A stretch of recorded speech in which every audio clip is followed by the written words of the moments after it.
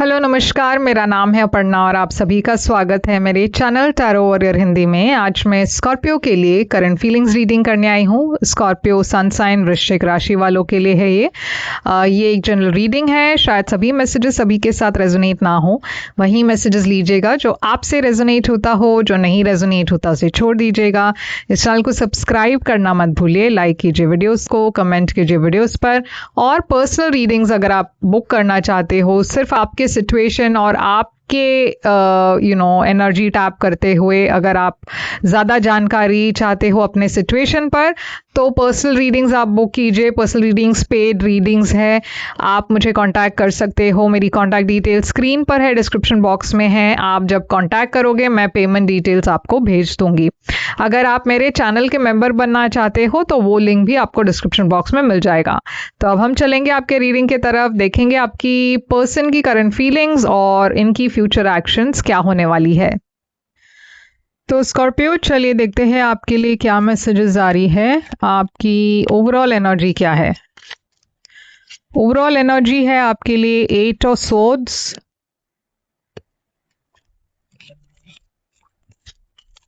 Current energy आपके और आपके पर्सन के बीच में है 5 ऑफ वॉन्ड्स। आपके पर्सन की ओवरऑल एनर्जी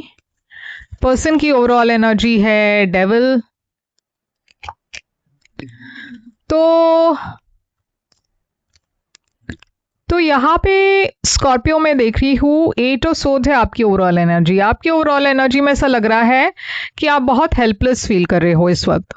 आप बहुत ही ज़्यादा स्टैग्नेंट फील कर रहे हो। आपको लग रहा है कि आपके पास और कोई चारा नहीं है। बहुत ज़्यादा ओवर थिंकिंग है, बहुत ज़्यादा स्ट्रेस और एंग्जाइटी भी है। आप समझ नहीं पा रहे हो कि इस दलदल से बाहर कैसे निकले, इस सिचुएशन से बाहर कैसे निकले, क्योंकि आप एक्शन लेना चाहते हो मगर नहीं ले पा रहे हो, मूव ऑन करना चाहते हो मगर नहीं कर पा रहे हो। तो ये बात है।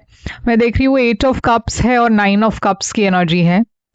तो एक सिचुएशन में आप बिल्कुल भी खुश नहीं हो और शायद आपके और इस पर्सन के बीच में एक सेपरेशन है इस वक्त, मगर आप मूव ऑन करना चाहते हो मगर नहीं कर पा रहे हो। 2 ऑफ कप्स है यहाँ पे। 3 ऑफ कप्स के साथ आप इस पर्सन से अभी भी बहुत ज़्यादा प्यार करते हो। मैं देख रही हूँ कि एक तरफ आप खुश नहीं हो मगर एक दूसरे तरफ आप रिकंसिलिएशन भी चाहते हो। तो काफ़ी एक कॉम्प्लिकेटेड एनर्जी में हो आप। ये पर्सन की ओवरऑल एनर्जी में है डेविल और टावर। तो ये पर्सन की ओवरऑल एनर्जी में है डेविल, जो कि बहुत ही एक टॉक्सिक एनर्जी है। शायद ये पर्सन और आपके बीच में जो रिश्ता था वो टॉक्सिक था। शायद ये पर्सन एक वर्कोहॉलिक है। शायद ये पर्सन आपको उतना वक्त नहीं दे रहे थे। शायद इस रिश्ते में काफ़ी कुछ प्रॉब्लम्स थी, दूसरे लोग थे। तो यहाँ पे ये पर्सन समझ चुके हैं कि ये रिश्ते में डेफिनेटली कुछ सही नहीं है।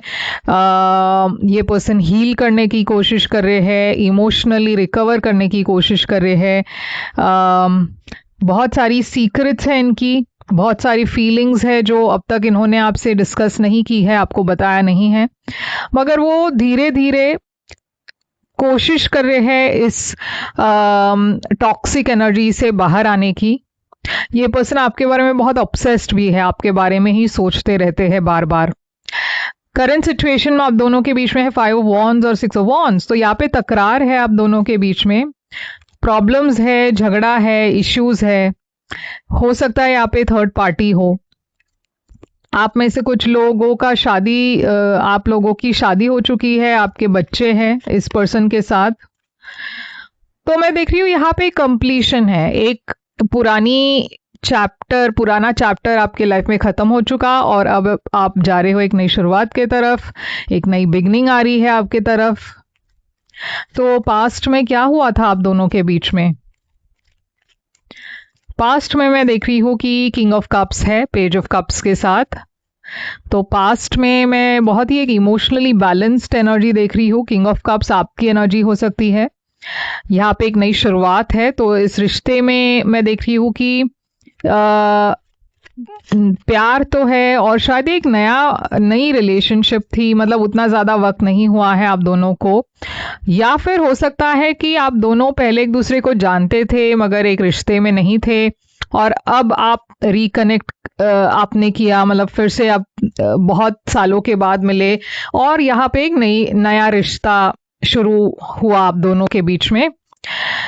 या फिर ऐसा हो सकता है कि आप दोनों बार बार ब्रेकअप करते रहे और फिर से रिकंसाइल करते रहे। तो ये एक साइकिल है जो आप बार बार विजिट करते रहते हो, रीविजिट करते रहते हो। पास्ट में तो ऐसी कोई प्रॉब्लम्स लग नहीं रही है, कोई इश्यूज नहीं लग रहा है। सन और जजमेंट की एनर्जी है, तो सन क्लैरिटी की एनर्जी है और जजमेंट एक नई शुरुआत की एनर्जी है, एक नई बिगिनिंग की एनर्जी है, एक रिकंसिलिएशन की एनर्जी है। मगर यहाँ पे तीसरा कोई है, शायद 3 ऑफ पेंटिकल्स है, यहाँ पे कोई तीसरे पर्सन है जिसने इस रिलेशनशिप में काफ़ी कॉम्प्लिकेशंस क्रिएट किए होंगे। अब ये तीसरा पर्सन कोई भी हो सकता है, फ्रेंड, फैमिली, शायद कोई पास्ट के पर्सन, शायद यहाँ पे काम के वजह से आप दोनों के बीच में प्रॉब्लम्स हुए होंगे। तो कुछ भी हो सकता है ये तीसरा पर्सन। मगर आपकी करंट फीलिंग्स इस पर्सन के लिए इस वक्त है नाइट ऑफ कॉइन्स। तो आप आगे बढ़ने की कोशिश कर रहे हो, आप इस पर्सन के बारे में अभी भी बहुत सीरियस हो और एक नई शुरुआत के तरफ आप जाना चाहते हो, क्लैरिटी के साथ इस पर्सन से बात करना चाहते हो। एम्परर एनर्जी है, स्टेबिलिटी की एनर्जी। आप बहुत ही सीरियस हो इस पर्सन को लेकर।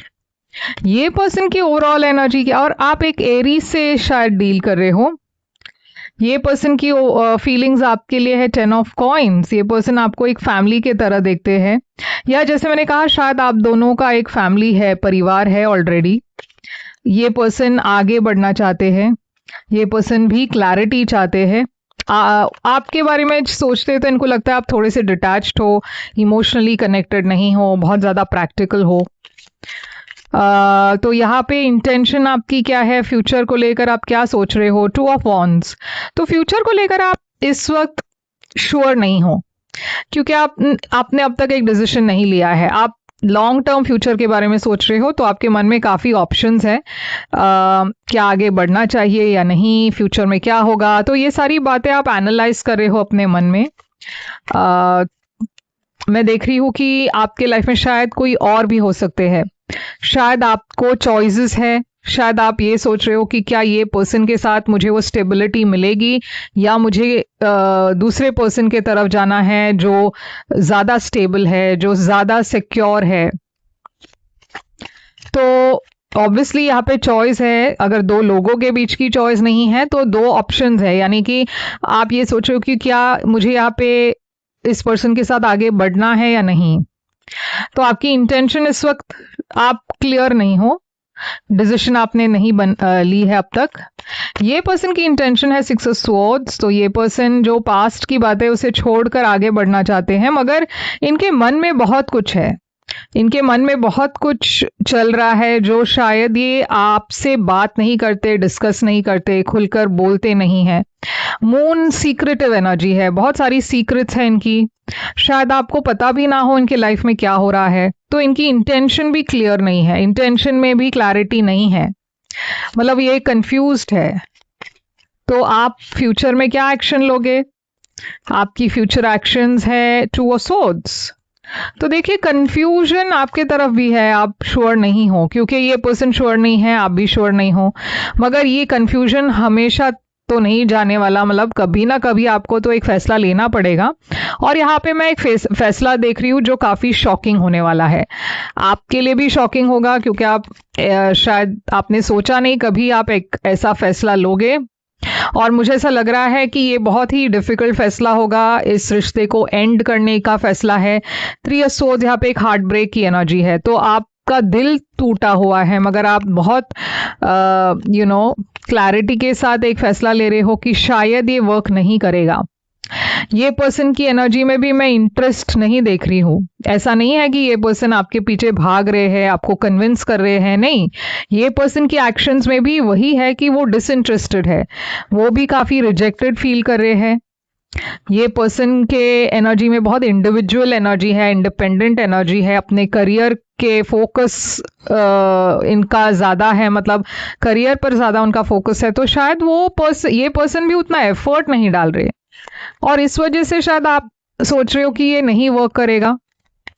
तो आउटकम है यहाँ पे किंग ऑफ वॉन्ड्स और page of wands, 7 of coins और 8 ऑफ कॉइन्स और 4 ऑफ वॉन्ड्स और 5 ऑफ वॉन्ड्स। तो देखिए यहाँ पे शुरुआत तो बहुत पैशन के साथ हुई थी, मगर फिर एक वेटिंग पीरियड आ गया और फाइनली यहाँ पे मैं देख रही हूँ एक रिकंसिलिएशन की एनर्जी, एक रिलेशनशिप है, मगर रिलेशनशिप में काफ़ी इश्यूज भी है। 5 ऑफ वॉन्ड्स कॉन्फ्लिक्ट है, तो कोई ना कोई एक कॉन्फ्लिक्ट तो है ज़रूर, जिसके वजह से आप दोनों इस वक्त सेपरेटेड तो हो ही, मगर आगे भी नहीं बढ़ पा रहे हो।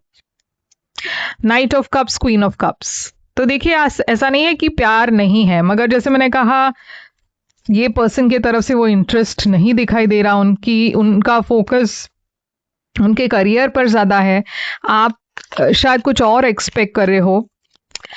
It's safe for you to love आया है, तो यूनिवर्स कह रही है कि आप बहुत डर रहे हो अपने आप को ओपन अप करने के लिए। यूनिवर्स कह रही है कि आपको डरने की ज़रूरत नहीं है। रिकंसिलिएशन है, तो शायद इस रिलेशनशिप में फ्यूचर में रिकंसिलिएशन हो सकता है।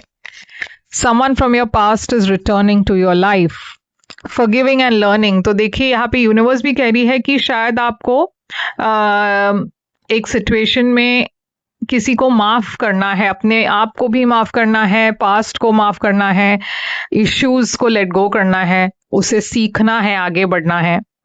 तो स्कॉर्पियो यहाँ पे तो मैं वैसे रिकंसिलिएशन देख रही हूँ आउटकम में, मगर जैसे मैंने कहा प्रॉब्लम्स है। ओके, रिकंसिलिएशन के बावजूद इश्यूज है, कॉन्फ्लिक्ट है, तो आप दोनों को शायद बैठकर इस चीज को डिस्कस करना है। ओके, तो ये है आपके लिए रीडिंग स्कॉर्पियो। आई होप ये रेजोनेट करे। यहाँ पे साइंस एक्वेरियस है, कैप्रिकॉर्न है, लियो है, बहुत ज़्यादा एरीज, लियो, सैजिटेरियस है। तो ये सारे साइंस है यहाँ। आई होप ये रेजोनेट करे आपसे। करे तो लाइक, शेयर, सब्सक्राइब ज़रूर कीजिए, कमेंट कीजिए। और पर्सनल रीडिंग्स अगर आप चाहो तो आप मुझे कांटेक्ट कर सकते हो। मेरी सारी डिटेल स्क्रीन पर है, डिस्क्रिप्शन बॉक्स में है। मैं फिर आऊँगी एक और रीडिंग लेकर, तब तक के लिए ख्याल रखिए अब अपना। Thank you so much.